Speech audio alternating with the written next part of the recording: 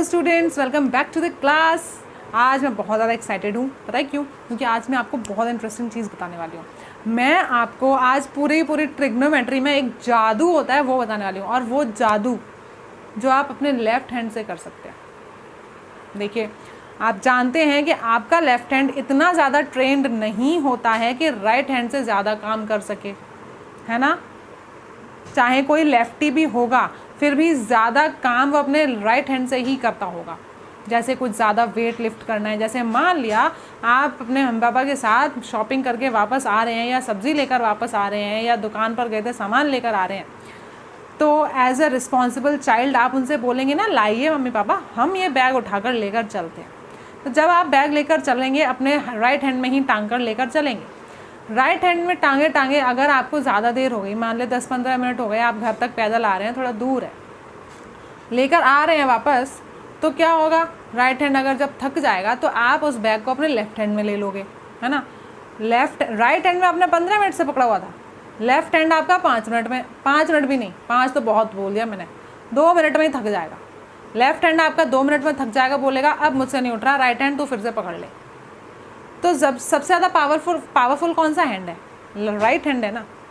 मतलब left hand के लिए ज़्यादातर काम मुश्किल होते हैं, लेकिन जो काम लेफ्ट हैंड के लिए भी इजी है वो काम कैसा है? सुपर इजी है। लेकिन इसका मतलब ये है कि जो काम आप अपने लेफ्ट हैंड से कर सकते हो वो तो बहुत इजी होता है। यानी कि ट्रिग्नोमेट्री बहुत इजी है, क्योंकि सारी की सारी ट्रिग्नोमेट्री आप अपने बाएं हाथ से कर सकते हो। जी हाँ, बाएं हाथ का खेल है ये ट्रिग्नोमेट्री। इसको आप इतना डिफ़िकल्ट समझ रहे हो, है ना। ये बाएं हाथ का खेल है। कैसे है? चलिए फिर आज बाएं हाथ का खेल ही खेल लेते हैं। आज जादू करते हैं। जादू करने से पहले देखिए भाई, मैंने एक लेफ्ट हैंड बनाया हुआ है जिस पर आपको हंसने की बिल्कुल भी ज़रूरत नहीं है। मैंने बड़ी मुश्किल से, बड़ी मेहनत से हैंड बनाया है।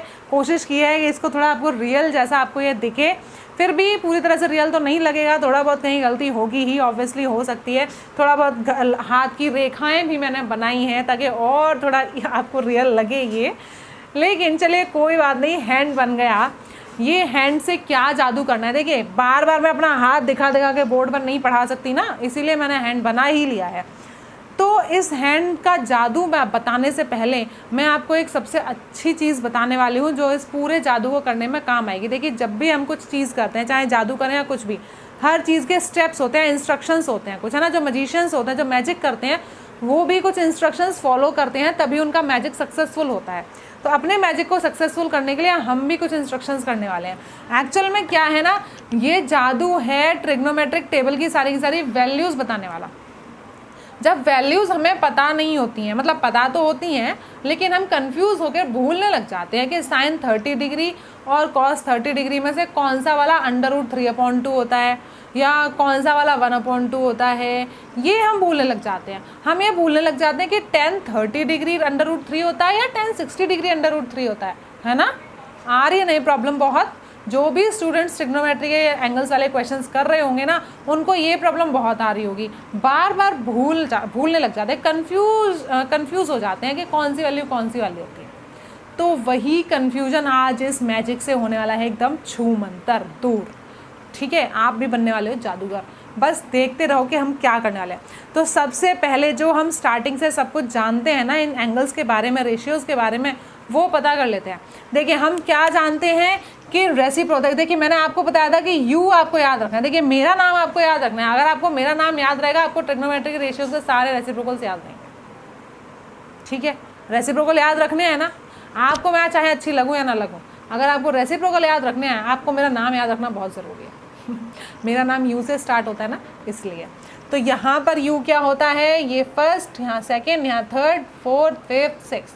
तो ये हो गया साइन, कॉस, टेन, कॉट, सेक, कोसेक।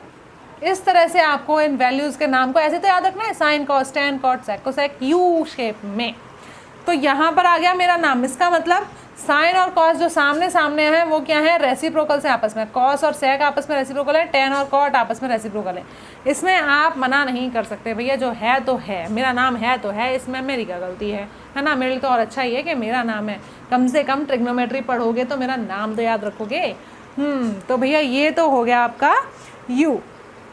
ये हो गई बात रेसिप्रोकल रेशियोज़ की। यहीं पर हम कॉम्प्लीमेंट्री एंगल वाले जो रेशियोज़ हैं उनकी बात भी कर लेते हैं कि कौन सा रेशियो किसका कॉम्प्लीमेंट्री होता है। कॉम्प्लीमेंट्री भी हम पढ़ चुके हैं, है ना। वैसे तो कॉम्प्लीमेंट्री एंगल्स की बात हम क्लास 7 से जानते हैं। The angles whose sum is equal to 90 degree are called complementary to each other. जो भी एंगल्स का सम 90 डिग्री आता है वो आपस में कॉम्प्लीमेंट्री होते हैं। मतलब अगर मैं बोलूँ कि 0 डिग्री का कॉम्प्लीमेंट्री कौन है, तो आपको ये देखना है कि 0 डिग्री में क्या ऐड करने पर 90 आ जाएगा।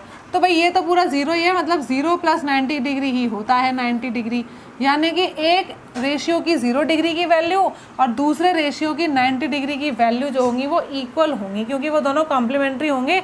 और यहाँ पर कॉम्प्लीमेंट ट्रिग्नोमेट्री में ratios of complementary angles are equal, actual में ये होता है ना।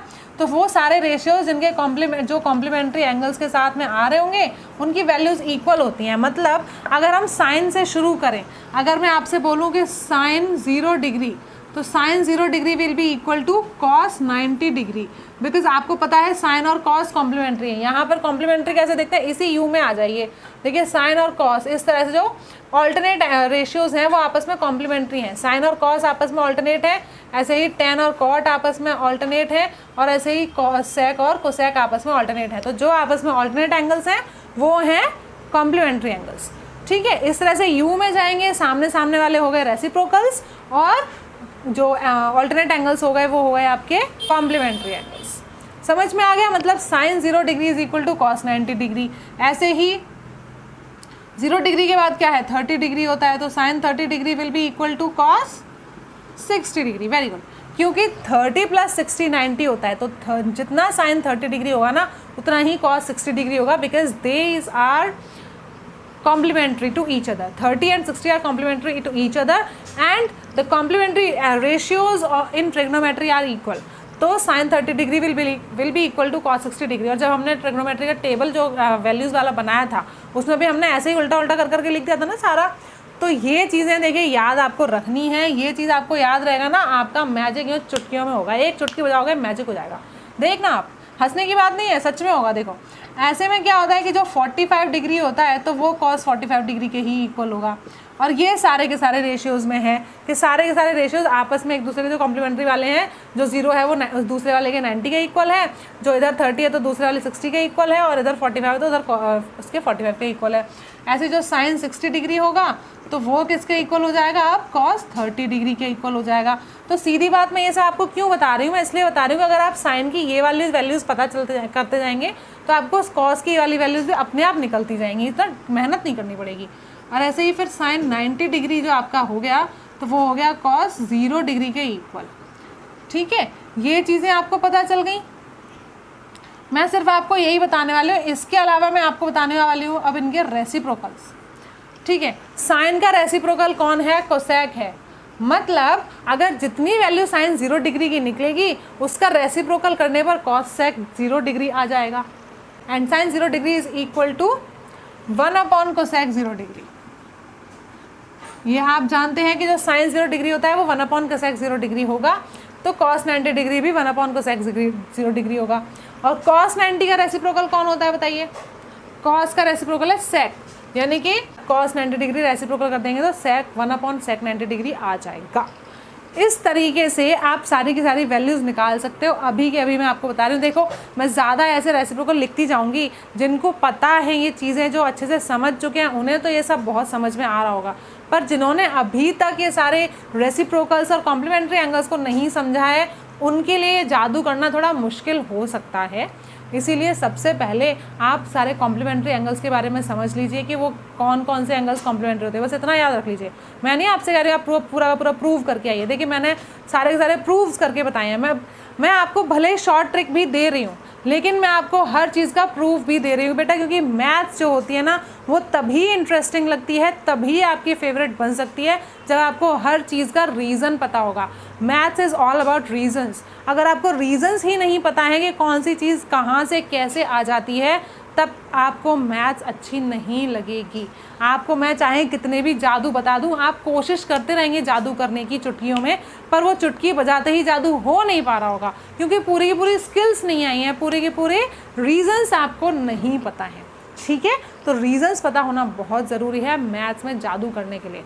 जादू करना है तो रीज़न पता करिए, तो सारे के सारे कॉम्प्लीमेंट्री एंगल्स कौन से होते हैं कम से कम ये तो याद रखिए, और कौन से एंगल्स आपस में रेसिप्रोकल होते हैं ये याद रखिए, तो आप जादू बहुत ईजिली कर पाएंगे। तो अगर मैं आपसे बोल रही हूँ कि साइन 0 डिग्री और कॉस 90 डिग्री एंगल्स इक्वल होते हैं, वैल्यूज़ इक्वल होती हैं, क्योंकि दोनों आपस में कॉम्प्लीमेंट्री हैं, और इन दोनों के ही बराबर में 1 कोसेक 0 डिग्री हो जाएगा, because cosec 0 degree is reciprocal to sine 0 degree, और उसी के इक्वल में 1/sec 90 डिग्री हो जाएगा, because sec 90 degree is reciprocal to cos 90 degree. That is why cos का रेसिप्रोकल sec होता है, तो जितना एंगल cos में लिखा है उतने का रेसिप्रोकल sec का लिख दिया, और क्योंकि sin का रेसिप्रोकल cosec होता है तो उतने का रेसिप्रोकल मैंने cosec का एंगल का लिख दिया। देखिए यहाँ पर 0 डिग्री, यहाँ 90 डिग्री है, क्यों? क्योंकि इनके अकॉर्डिंग लिखा है। तो ये चारों वैल्यूज इक्वल होंगी, एक्चुअल में ये है, ठीक है। देखिए एक साइन 0 डिग्री आप निकाल लोगे, 4 वैल्यूज पता चल जाएंगी सिर्फ एक साइन 0 डिग्री से।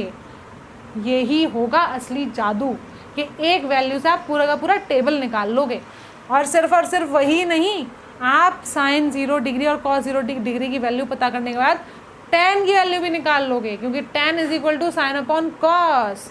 तो आ गया ना पूरा का पूरा। आप सोच रहे होगे कि tan और cot तो आए नहीं अभी तक, आप कैसे कह रहे हो सारे आ गए, अब आ गए। ऐसे ही जितना साइन 30 डिग्री होगा उतना ही 1/cosec 30 डिग्री होगा, और जितना cos 60 डिग्री होगा उतना ही 1/sec 60 डिग्री होगा। समझ में आ रहा है ना आपको मैं क्या करती जा रही हूँ?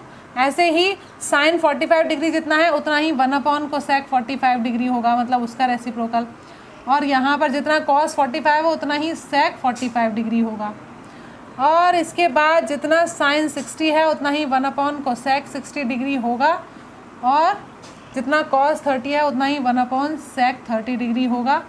अब लास्ट में एक और बचा है, वो है जितना साइन 90 डिग्री होगा उतना ही cosec 90 डिग्री होगा, 1/cosec 90 डिग्री होगा, और उतना ही 1/sec 0 डिग्री होगा। इससे आपको अब समझ में आ गया होगा कि कौन सी चीज़ें किसके इक्वल हैं और हम कैसे उन्हें रिलेट करने वाले हैं, ठीक है। इसके अलावा आप जानते हो कि tan 0 डिग्री अगर आप निकालोगे तो वो हो जाएगा sine 0 degree upon cos 0 degree, है ना। जी यहाँ पर देखिए एंगल्स इक्वल रहने चाहिए सारे। जितना tan 0 डिग्री का हम वैल्यू निकाल रहे हैं तो साइन 0 और cos 0 दोनों की वैल्यूज रख देंगे तो tan की वैल्यू आ जाएगी, ठीक है। और उसी का tan का उल्टा cot होता है, तो cot का निकालना है तो cos अपॉन साइन कर देंगे, ठीक है। अगर आपको cot निकालना है तो आप कर दोगे cos 0 degree upon sine 0 degree. इसी तरह से आप हर एंगल के लिए वैल्यूज निकाल सकते हो। तो यहाँ पर मैंने आपको ना एक क्विक रिवीजन दे दिया हर चीज़ का, क्योंकि जादू करना है तो पहले की सारी चीज़ें पता होनी चाहिए। वैसे मैं आपको सब कुछ पहले ही बता चुकी हूँ, फिर भी अगर कहीं कोई डाउट रह जाता इसीलिए मैंने आपको फिर से बता दिया। ये सब बताने में टाइम काफ़ी लग गया, आप जादू का वेट कर रहे होंगे। देखिए अब वेट करने की ज़रूरत नहीं है, अब हम बिल्कुल जादू पर आ गए हैं, है ना। हर चीज़ देखिए, जब भी कोई चीज़ को अच्छे से परफॉर्म करना है, चमकाना है, तो प्रैक्टिस बहुत ज़रूरी होती है। पुरानी सारे कॉन्सेप्ट्स याद रखना बहुत ज़रूरी होता है। इसीलिए आपको अच्छा एकदम बढ़िया वाला जादूगर बनाने के लिए ही मैं पूरे के पूरे पुराने कॉन्सेप्ट्स इतनी देर से बता रही थी। अब हम अपने हैंड पर आ जाते हैं। ये आपका मान लीजिए ये हमारा लेफ्ट हैंड है, ठीक है। इस तरह से होता है ना। इसमें देखिए जो हमारा थंब है, अगर मैं यहाँ से एक स्ट्रेट लाइन लाऊँ और इस तरह से अपनी स्मॉलर फिंगर तक लेकर जाऊँ, तो देखिए यहाँ पर ये जो है कैसा एंगल फॉर्म हो रहा है, ये 90 डिग्री फॉर्म हो रहा है। मतलब इस फिंगर से लेकर थंब तक 90 डिग्री एंगल बनता है। इसका मतलब थंब पे हो गया 90 डिग्री एंगल, थंब पे 90 डिग्री एंगल है और इस फिंगर पे 0 डिग्री एंगल है ना, क्योंकि यहाँ से ही शुरू हो रहा है। जब मान ले आपका हैंड ऐसे बंद है तो अभी 0 डिग्री है ना, दोनों रेज एक साथ हैं। जब ये ऐसे खुलता हुआ गया तो ये 90 पे पहुँचा है, तो ये तो 0 पे ही रहेगा। 0 के बाद कौन सा डिग्री एंगल जो हमारे टेबल में उस अकॉर्डिंग हम एंगल्स के नाम लिख रहे हैं। ये 30 डिग्री हो गया, ये 45 डिग्री हो गया, और ये हो गया 60 डिग्री। गारंटी है कि अगर आपने ये जादू सीख लिया ना, फिर आप कभी भी कंफ्यूज नहीं होने वाले इन वैल्यूज़ को लेकर। एग्ज़ाम आएगा ना, जब आपका एग्ज़ाम हो, बोर्ड का एग्ज़ाम हो या कोई सा भी प्री बोर्ड हो, चाहे कुछ भी हो, जहाँ पर ट्रिग्नोमेट्री के क्वेश्चंस आ जाएं, चाहे सिर्फ 10th ही नहीं, आगे कोई भी क्लास हो, ये मत सोचना है 10th में ट्रिग्नोमेट्री खत्म। पहली बात तो इसके नेक्स्ट वाला चैप्टर आने वाला है, उसमें भी आपको लेफ्ट हैंड अपना जादू यूज़ करना है। उसके अलावा 11, 12 और आगे आप जितना भी क्लासेस तक आगे पढ़ें या कंपटीशन के एग्ज़ाम्स ही क्यों ना दें, ये लेफ्ट हैंड का जो जादू है वो आपको हमेशा याद रखना है। ये लेफ्ट हैंड रूल से ज़्यादा तो लेफ्ट हैंड मैजिक है। ये मैजिक, ये है मैजिक। और आज हम सीखने वाले हैं मैजिक, असली magic with your left hand, और किसी का भी लेफ्ट हैंड। ठीक, ये हो गया आपका। अब चलिए, अब हम अपना मैजिक शुरू करने वाले हैं। दिल थाम कर बैठ जाइए, जादू शुरू होने वाला है। ऐसे हैंड बना हुआ है, चलिए 90 से शुरू कर लेते हैं। किससे शुरू करते हैं? 90 से। और 90 से देखिए, मैंने सबसे पहले किस रेशियो का नाम लिखा है? Sine 90 degree. मतलब मैं साइन 90 डिग्री सबसे पहले निकालूंगी, और जैसे ही मैं साइन 90 डिग्री निकाल लूँगी आपको कॉस डिग्री की वैल्यू पता चल जाएगी, कॉस 0 डिग्री की वैल्यू पता चल जाएगी, आपको कोसेक 90 डिग्री की वैल्यू पता चल जाएगी, आपको सेक 0 डिग्री की वैल्यू पता चल जाएगी। कितनी वैल्यू पता चल जाएंगी? 4, सिर्फ एक से, है ना जादू। चलिए, सबसे पहले साइन 90 डिग्री मैं लिख लेती हूँ यहाँ पर, साइन 90 डिग्री। देखिए, इसका जादू ये है, मेन पॉइंट जो अब तक मैंने आपको नहीं बताया वो ये है कि जब भी आपको जो भी एंगल लिखना है, जिसकी वैल्यू निकालनी है, साइन की वैल्यूज़ निकालने के लिए सबसे पहले तो आपको जाना है क्लॉकवाइज डायरेक्शन में। क्लॉक कैसे चलती है? इसी डायरेक्शन में चलती है ना, इस तरह से आते हैं, इस तरह से घूम कर जाते हैं, ऐसे घूमती रहती है ना सुई क्लॉक की, है ना। This is called clockwise direction. तो साइन के लिए आपको रहना है क्लॉकवाइज डायरेक्शन में। यहाँ पर आप लिख दीजिए क्लॉकवाइज डायरेक्शन, साइन के लिए क्लॉकवाइज रहना है। और अगर यही आप कॉस के लिए निकालेंगे ना तो आप एंटी क्लॉकवाइज जाएंगे, ठीक है, एंटी क्लॉकवाइज। तो वो बात बाद में आएगी एंटी क्लॉकवाइज वाली, पहले मैं आपको साइन ही बता दूंगी, तो आपको एंटी क्लॉक में जाना ही नहीं पड़ेगा। आप घड़ी की सुई के हिसाब से घूमते रहेंगे और सारी वैल्यूज आ जाएंगी। देखिए, जब साइन 90 डिग्री की वैल्यू निकालनी है, साइन की किसी भी डिग्री की वैल्यू निकालनी है या कोई सी भी वैल्यू निकालनी है, चाहे कॉस की निकालनी हो चाहे साइन की, आपको पता है सारी वैल्यूज फ्रैक्शन में होती हैं, है ना। फ्रैक्शन के लिए आपको ऐसे अपॉन का साइन बनाना है, उसके नीचे लिखना है 2। मतलब आप चाहे कोई भी वैल्यू निकाल रहे हो, डिनोमिनेटर तो 2 ही रहेगा। ये जादू है, इसे अच्छे से सीख लीजिए, ठीक है। जादू जैसी चीज़ें ना पहली बार में ही अच्छे से सीखी जाती हैं। बार बार फिर अगर आपको बताना पड़ गया मुझे, इसका मतलब जादू अच्छे से नहीं आ रहा है। जादू अच्छे से सीखना है, पहली बार में सीख लीजिए, मैं आपको वार्न कर रही हूँ।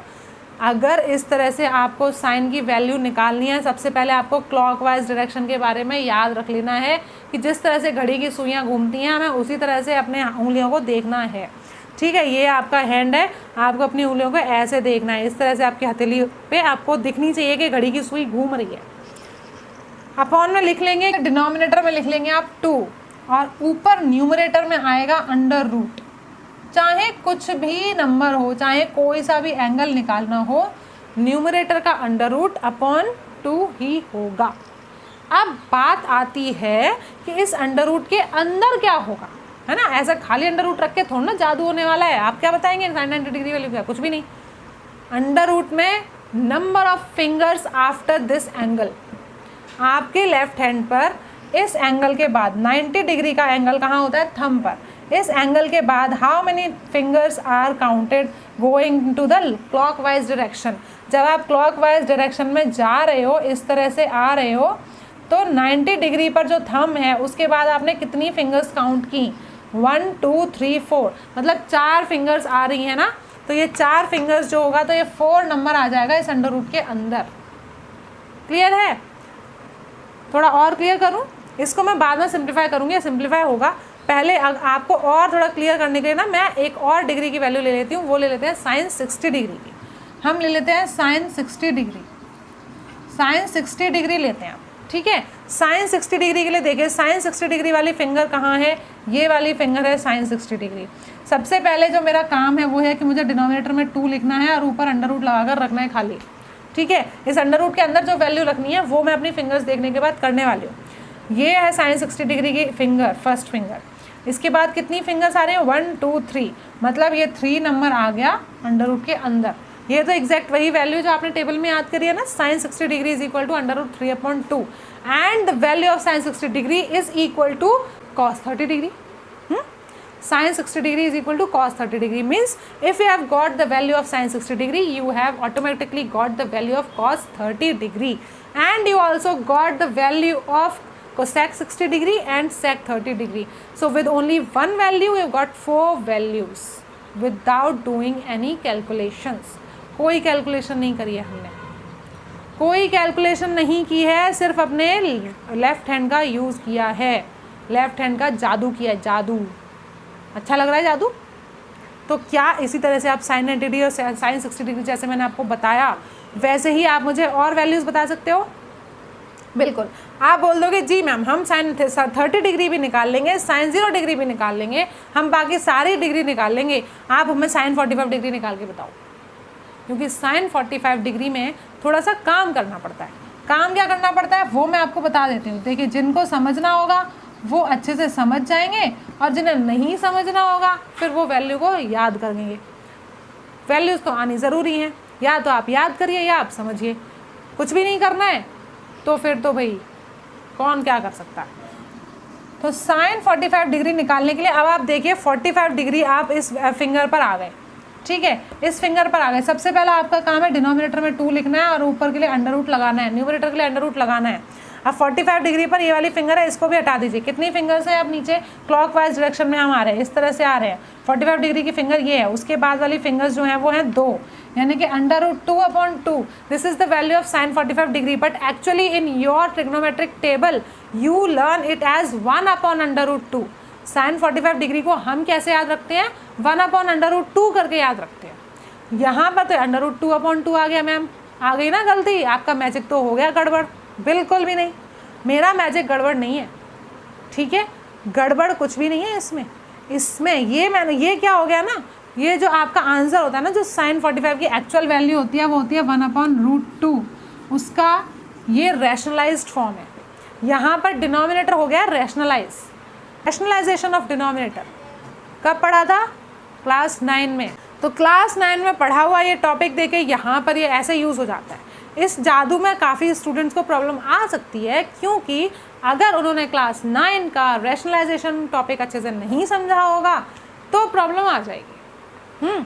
अगर आपको रैशनलाइजेशन टॉपिक याद है, आप अच्छे से जानते हैं कि इसका जो रैशनलाइजेशन होता है उसका ही तो वही तो होता है ना, जितना नीचे डिनोमिनेटर है उसी से ऊपर नीचे मल्टीप्लाई कर देते हैं। तो under multiply 1 is equal to under and under multiply by under is equal to 2। That is why we got under as the value of sin 45 degree. But हम इसको सिंप्लीफाई कर सकते हैं, हम उस वैल्यू में ला सकते हैं जो वैल्यू एक्चुअल में होती है। कैसे? जैसे हम रैशनलाइज करते हैं तो हम 2 अंडर√2 को ऊपर नीचे मल्टीप्लाई करते हैं, तो वैसे ही हमारा जो अंडर√2 है, मान लिया उसको मैंने ऐसे ओपन फॉर्म में लिख रही हूँ, मैं ऐसे ही लिख रही हूँ। अंडर√2 की जगह लिख रही हूँ 1 मल्टीप्लाई अंडर√2, और इस 2 की जगह मैं लिख रही हूँ अंडर√2 मल्टीप्लाई अंडर√2। मैं इस तरह से लिख रही हूँ। अब अगर मैं ऐसे लिख दूंगी तो अंडर√2 से अंडर√2 कैंसिल हो जाएगा, that will be equal to 1/√2। ठीक है, अंडर√2 से अंडर√2 कैंसिल हो गया, तो 1/√2 is our now value of sine 45 degree, that is equal to cos 45 degree also. And if sine 45 degree is equal to 1/√2, then cosec 45 degree is equal to under, because sin 45 degree is the reciprocal of cosec 45. If sin 45 is 1/√2, then cosec 45 is अंडर√2, and sec 45 degree is also अंडर√2, because they are reciprocal to each other, है ना, वो reciprocal हैं, इसीलिए ये value यहाँ पर 1/√2 जो sin 45 degree की है, जो cos 45 डिग्री की है, वही वैल्यू का रेसिप्रोकल हो जाएगा cosec 45 और sec 45 का। अभी तक आपने समझ लिया ना अच्छे से, मैंने ये निकाल दिया। अब मुझे पूरा भरोसा है कि अब आपको जादू अच्छे से, अगर आपने इस चीज़ को सीख लिया तो आपको जादू आ गया। अब आप चुटकी बजाओगे और जादू आएगा। 90 degree, 60 degree, 45 degree, 30 degree, 0 degree, कौन सी डिग्री का वैल्यू निकालनी है, अब आप किसी से भी बोल दो, चैलेंज कर दो। आप मेरे को खड़े खड़े यहीं पे पूछो तुम्हें कौन से वाले एंगल की वैल्यू पता करनी है, मैं तुम्हें अभी बताती हूँ। अपना हाथ रखो सामने, आप एग्ज़ाम में बैठे हैं, अपना हाथ देख देख कर लेफ्ट हैंड रूल वाला मैजिक कर रहे हैं, और आपके इन्विजिलेटर ने आपको पकड़ लिया कि दिखाओ, stand up, what are you doing with your hand, have you written something there. और जैसे टीचर आएंगे सामने, आपके हाथ में तो कुछ भी नहीं लिखा है, क्या कर रहे थे हाथ देख देख कर, आप बोलेंगे जादू। ऐसे नहीं बोलना है भाई, इन्विजिलेटर से टीचर हैं वो आपके, ऐसे बोलना नहीं है। लेकिन मन में तो आप ज़रूर सोच लेंगे अरे मैम जादू कर रहे थे, आपको क्या पता है हमने हुमा मैम से क्या जादू सीखा है, वही कर रहे हैं। देखिए मेरा नाम आप याद रखो या मत रखो, मेरा सबसे बड़ा मोटिव ये है कि आपको मैथ्स बहुत इजी लगे। मैं हमेशा से सिर्फ और सिर्फ यही चाहती हूँ कि हर स्टूडेंट को मैथ्स इजी लगे। मैथ्स जो डिफ़िकल्ट बच्चों को लगने लग जाती है ना, तो बच्चे जब इस तरह से मैथ्स के बारे में बोलते हैं कि मैथ्स बहुत बेकार है, हमें अच्छी नहीं लगती है, तो मुझे अंदर से बहुत बुरा लगता है। इसलिए नहीं कि वो मैथ्स की बुराई कर रहे हैं, इसीलिए कि इतने ईजी सब्जेक्ट को अगर वो इतना ज़्यादा डिफ़िकल्ट समझ रहे हैं तो उनके लिए लाइफ कितनी डिफ़िकल्ट हो जाएगी। बेटा देखिए जो मैथ्स होता है ना वो हमारी लाइफ को बहुत ईजी बनाता है, लेकिन हम उसे इतना डिफ़िकल्ट समझते हैं और हमें लगता है कि मैथ्स की वजह से हमारी लाइफ डिफ़िकल्ट हो रही है। बट एक्चुअल में मैथ्स की वजह से पूरी की पूरी दुनिया की लाइफ बहुत ईजी है। ठीक, मैथ्स की वजह से कैसे लाइफ ईजी है इसके बारे में बहुत जल्द एक वीडियो आने वाली है, उसको हम समझेंगे। अभी आप ये जादू करिए। मैंने आपको साइन का जादू बता दिया, मैं आपको कॉस का जादू बता देती हूँ। चलिए मैं जल्दी से आपको कॉस का भी बता देती हूँ। कॉस में हम क्या करते हैं, हम एंटी क्लॉकवाइज जाते हैं, मतलब जिस भी डिग्री की वैल्यू निकालनी है उसके ऊपर वाली फिंगर्स काउंट करेंगे कि कितनी है। कॉस में हम जाएंगे ऐसे इस साइड, ठीक है, मतलब सुई की घड़ी की जो सुइयाँ होती हैं वो इस तरह चलती हैं। तो एंटी क्लॉकवाइज का मतलब है कि अगर हम उन्हें उल्टे डायरेक्शन में घुमाएं तो अगर मैं आपसे बोलूँ कि आपको कॉस 90 डिग्री निकालना है, ठीक है, कॉस 90 डिग्री का मतलब है कि आप 90 डिग्री वाले थंब पर ही पहुँच गए। उसके बाद आपको उल्टी साइड में चलना है ना, नीचे नहीं आना है आपकी बार उधर जाना है। उधर देखेंगे कि अरे 90 के आगे तो कोई फिंगर है ही नहीं, मतलब 0 √0/2। देखिए नीचे में 2 ही रखना है, ऊपर √ ही लगाना है और √ के अंदर वो वैल्यू रखनी है जितनी फिंगर्स उसके बाद आ रही हैं आपको, क्योंकि एंटी क्लॉकवाइज चलना है तो 90 के पीछे जाना पड़ेगा। और आपने देखा अंगूठे के पीछे तो हमारी कोई उंगली नहीं है, इसका मतलब √0/2 दैट इज इक्वल टू 0, मतलब cos 90 degree is equal to 0। If cos 90 degree is equal to 0 then sin 0 degree is equal to also 0। sec 90 is also not defined, है ना। क्यों sec 90 नॉट डिफाइंड क्यों है, ये आप मुझे रीज़न देंगे कमेंट बॉक्स में। अब जिस तरह से cos 90 है उसी तरह से अगर हम cos 30 चले, cos 30 निकालते हैं, ठीक, मैं एक और आपको दिखाती हूँ बताकर cos 30 डिग्री। अब आपका cos 30 डिग्री कैसे निकलेगा, देखिए आपने देखा 30 डिग्री की फिंगर है ये वाली, इस फिंगर के मुझे क्या जाना है, एंटी क्लॉकवाइज डायरेक्शन में जाना, उल्टे डायरेक्शन में जाना है। उल्टे डायरेक्शन में आप गए this and this, how many fingers are now 3। अब आप ये मत बोलना कि मैम थंब को आप फिंगर क्यों गिन रही हैं, ठीक है, ये 5 उंगलियां होते हैं ना, उंगलियां बोलते हैं इनको, तो थंब को भी आपको एज ए फिंगर गिनना है, काउंट करना है। नहीं काउंट करना है तो आपका जादू फेल हो गया। तो देखिए 1 2 3 3 उंगलियां हैं, यानी कि √ में आ गया आपका 3 अपॉन तो 2 ही रहना है और नीचे 2 ही रखना है, चाहे साइन में जादू करें चाहे कॉस में करें, डिनोमिनेटर में 2 ही रहेगा, न्यूमिनेटर का √ ही होगा। अंदर कितनी वैल्यू आएगी, जितनी उंगलियां आप उस एंगल के बाद काउंट कर रहे हैं। कॉस में जाना है आपको उल्टा, साइन में आपको आना है सीधा, ये आपको याद रखना है। S for sine, S for सीधा, तो S से हो गया सीधा, बचा हुआ कॉस तो जाना है उल्टा, ये याद रख लीजिए भाई। मुझे ना पता नहीं अचानक से ही चीज़ें ना ऐसे याद आ जाती है बताने के लिए, मैंने पहले से नहीं सोचा था कि मैं आपको ये बताऊंगी, बताते बताते याद आ गया। S for sine, S for सीधा, इस तरह से आप समझ जाएंगे कि हमें सीधे चलना है, यानी कि सीधे हाथ पे चलना है, यानी कि क्लॉकवाइज डायरेक्शन में चलना है साइन के लिए, और बचा फिर कॉस तो उसके लिए चलना है उल्टा। बस एक का याद हो जाए दूसरा का अपने आप याद हो जाता है कि दोनों आपस में इंटर रिलेटेड हैं। तो अगर आपके पास cos 30 डिग्री की वैल्यू आ गई, that means you have got this value of sin 60 degree that is equal to √3/2। Now you have got the value of cosec 60 degree that will be equal to 2/√3, इसका reciprocal, and that will be also equal to sec 30 degree. cosec 60 degree is equal to sec 30 degree equal to 2/√3। Clear है, sign और cos की बात हो गई। अब जल्दी से tan की बात कर लेते हैं। tan की कौन सी वैल्यू निकालनी है, चलिए अब हम cos 30 और sin 60 की वैल्यू निकाल चुके हैं, sin 30 की वैल्यू हमने निकाली थी, अगर नहीं निकाली है अभी निकाल लेते हैं। चलिए sin 30 डिग्री, जादू तो आप सीख ही चुके हैं, अब तो आप आराम से निकाल सकते हैं sin 30 डिग्री। भाई आपको क्या करना है, न्यूमरेटर में √ लगाना है, नीचे 2 लगाना है, और √ के अंदर कौन सा नंबर लिखना है, देखिए रहा 30 के बाद कितनी उंगलियाँ हैं, 1, मतलब √ के अंदर आने वाला है 1। और देखिए भाई 1 तो 1 का स्क्वायर होता है, वही अपना √ वैल्यू भी होती है, स्क्वायर रूट होता है, यानी कि sin 30 degree will be equal to 1/2। That is simple. sin 30 degree is 1/2, that means cos 60 degree is also 1/2, that means cosec 30 degree is 2 and sec 60 degree is 2। इतनी बार मैं बार बार ये चीज़ें बोल रही हूँ ना, जादू के साथ साथ आपको वैल्यूज़ वैसे भी सुन सुन के याद हो ही जाएंगी आधी पत्ती तो sin 30 डिग्री 1/2 है, cos 30 डिग्री √3/2 है, तो हम tan 30 डिग्री की वैल्यू निकाल लेते हैं। देंगे tan 30 degree is equal to sin 30 upon cos 30 is equal to sin 30 की वैल्यू कितनी है, कहाँ गया भाई sin 30, ये रहा 1/2 और cos 30 कितना है √3/2, 2 से 2 कैंसिल हो गया, कितना बचा 1/√3, मतलब tan 30 degree is equal to 1/√3 and if tan 30 degree is equal to 1/√3 know that दैट tan is reciprocal to cot and also it is complementary to cot। ठीक है, मतलब tan 30 डिग्री की जितनी वैल्यू है उतनी ही cot 60 डिग्री की होगी according to the complementary angle, और रेसिप्रोकल के अकॉर्डिंग जितनी tan 30 डिग्री की वैल्यू है उसका रेसिप्रोकल होगा cot 30 में। cot 30 degree is equal to √3, tan 30 का रेसिप्रोकल कर दोगे तो cot 30 आ जाएगा, है ना। और आप जानते हो कि tan जो है वो cot का क्या होता है, कॉम्प्लीमेंट्री एंगल होता है, मतलब tan 30 जितना है उतना हो जाएगा cot 60 degree. cot 60 degree is equal to 1/√3।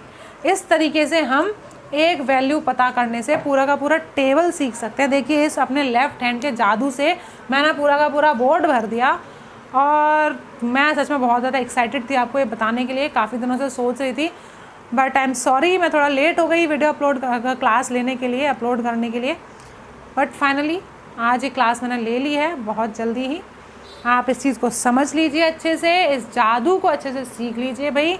जादू जादू जादू जब हमें आता है ना जादू, तो मैथ्स होती है हमारे काबू। और सबसे important trigonometry is having the middle position in mathematics and that middle position is in your left hand.